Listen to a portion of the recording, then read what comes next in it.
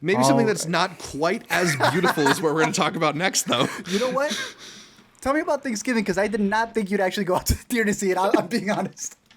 I mean, look, it's the new film from Eli Roth, and Yes. Eli Roth has got a reputation as being kind of like one of the preeminent voices in horror working right now. I don't know. It's weird because while his resume doesn't exactly have like a lot of horror classics on it, he's still kind of got like the reputation for being in that top tier of horror directors. Yeah. I don't know if you were a big Hostel fan or a big Knock Knock fan. I'm not particularly a fan of any of these films, which is why I think you thought I was going to skip Thanksgiving.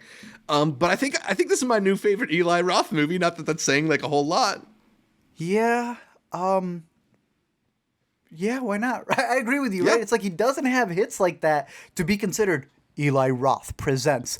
But I think it's that he's been presenting, that has that Shudder series where he goes through all of the different horror decades, that I think people really associate him with his love of horror more than anything. This is decent. It's dumb. It's very stupid, but it's also bloody in a way that I think made it enjoyable, with some themes that are like obviously hitting you over the head with them, with it being Thanksgiving and all this capitalistic thing of Friday, Black Friday now being on a Thursday. But because it doesn't take itself too seriously, I thought it was pretty fun. Yeah, I mean, like the characters are cardboard thin. Like they're not particularly interesting as people, or It's like they're TikTokers.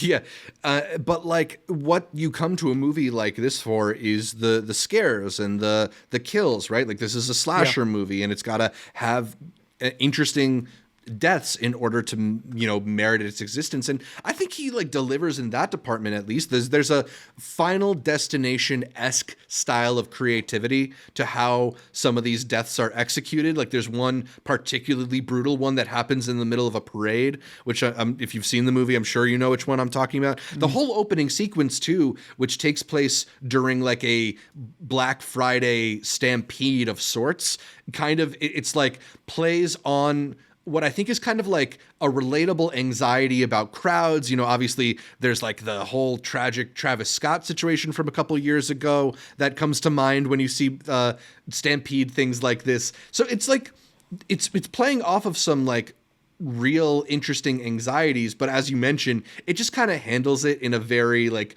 goofy, not taking itself so seriously way that perhaps undercuts some of the drama, but allows it to be a laughable, fun kind of horror time. And, I think for the most part it worked, at least on those terms.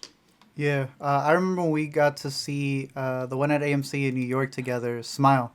And this is definitely one of those movies where, for whatever reason, the dudes will be yelling more than the girls that they take to the movies. So this was my experience in the film, where people were laughing at the dudes who were getting scared by the jump scares more than their partners that they were bringing in.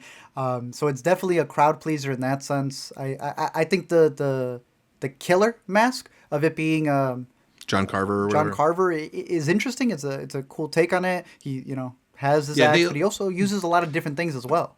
They kind of were able to make it a Halloween movie while not setting it Halloween. Bro, that opening shot was literally actually from Halloween. Yeah. It's got a lot of those elements to it. Yeah. I don't know about you. I guessed it from the start. Oh, yeah. I mean, it's not particularly like surprising, especially like you do a little bit of celebrity math and it makes it a lot easier, similar to the most recent Scream movie. But like I don't know, how much does that lessen your enjoyment of a movie like this one? Because it's not exactly like gonna blow your mind either way. No, the main thing that I went there was for the kills, and I agree with you. I think the creativity that they have, especially when he starts dealing with ones like he's putting people in ovens, which I find really interesting. And speaking about relatable fears, I guess.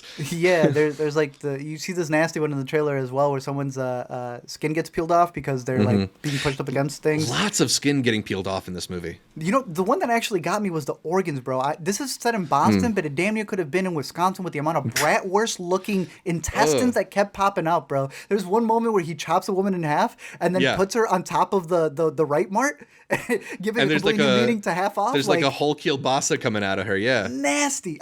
Honestly, bro, it looked like they were about to have a barbecue. So shout out to the prosthetics, to all of the effects that they had going on there. Obviously, the acting could use some work, but that's not what people are going in for this movie. And overall, the good on Eli Roth. Also, I will throw this out. Addison Rae didn't stand out positively or negatively. She was just kind of part of the ensemble. It did not really affect my enjoyment of this movie positively or negatively. Playing herself, She's a teenager, and that's all the movie really asks her to be. Yeah. You know Tim Dillon? No. I mean, I've seen him pop up on Netflix, but no, I've never listened. This man playing a security guard was the most out-of-pocket thing. I was not expecting it.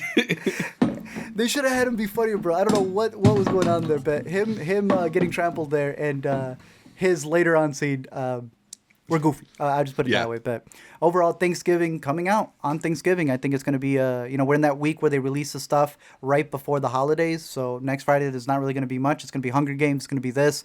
I mean, we have a whole cornucopia, a whole Thanksgiving plate of stuff that you can see. Be it your kids killing themselves or the horror where they're killing themselves, or what's the next one that we have? Wish, which is Disney unkilling itself. All of these things are going to be out there for y'all to watch. So let us know down below what you're watching this Thanksgiving weekend.